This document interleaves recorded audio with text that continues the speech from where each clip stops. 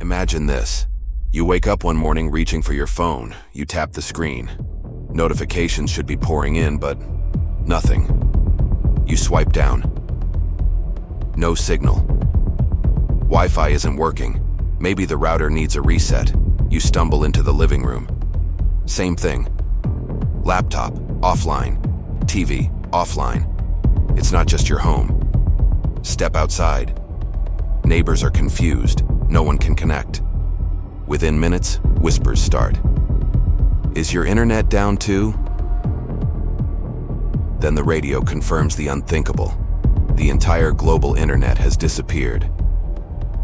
This is not a glitch. It is not a temporary outage. It's gone. Vanished overnight. Welcome to the day the internet died.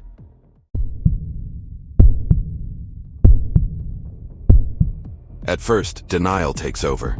People assume it's temporary. After all, the internet does go down sometimes. Social media outages, streaming crashes, even large-scale blackouts caused by submarine cable failures or cyber attacks. But within the first hour, something feels different. No one can connect anywhere in the world. Airline systems freeze.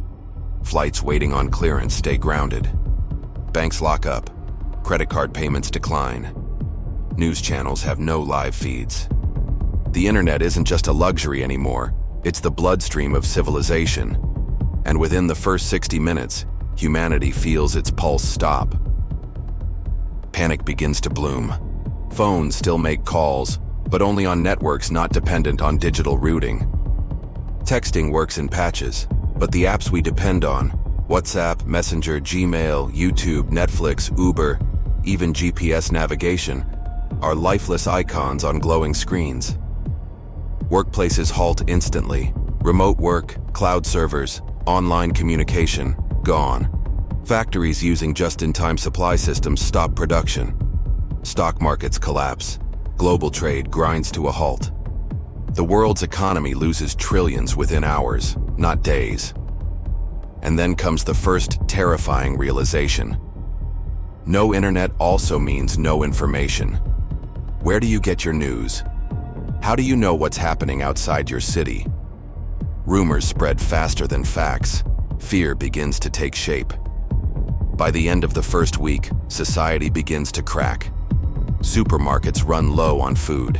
Supply chains, once optimized by online logistics, no longer function. Trucks don't know where to go. Ships can't dock on time. Air cargo stalls. Hospitals lose access to patient records, digital prescriptions, and diagnostic tools connected to cloud networks. Surgeons are forced back to pen and paper records. Medical errors rise. Banks, now offline, can't process digital payments. People rush ATMs. Cash, once nearly forgotten, becomes gold. But it doesn't last. Machines run out.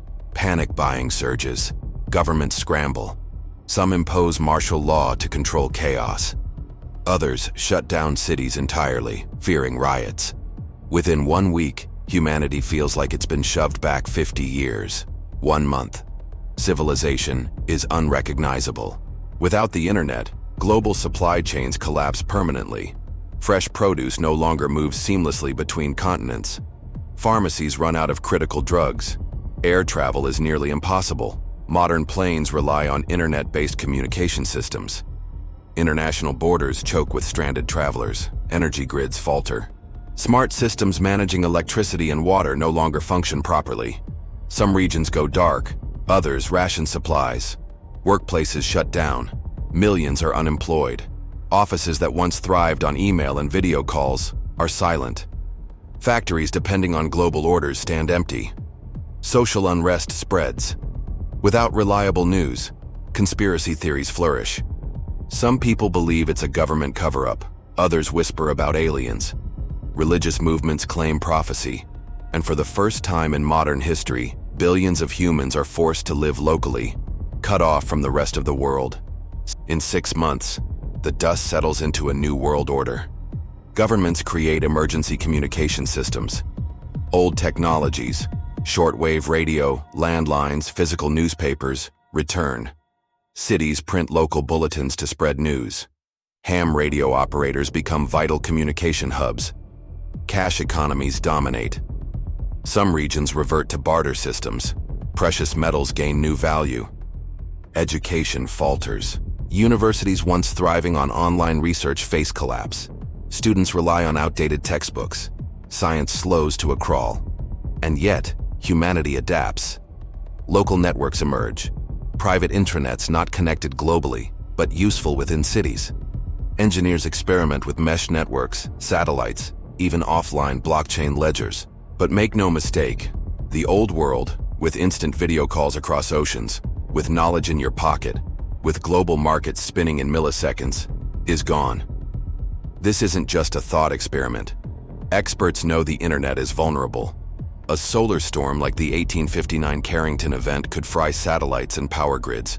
Massive cyber attacks could cripple DNS servers, the backbone of web addresses. Even accidental undersea cable cuts have shown how fragile global connectivity is. And while a total permanent disappearance is unlikely, large-scale shutdowns are not science fiction. They are one disaster away from reality. So what do we learn from this chilling vision? First, our dependence is absolute. Without the internet, civilization would collapse faster than almost any other disaster. Faster than an asteroid.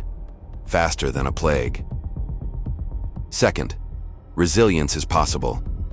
If communities prepare, through local communication, emergency plans, analog backups, we can survive even when the lights go out.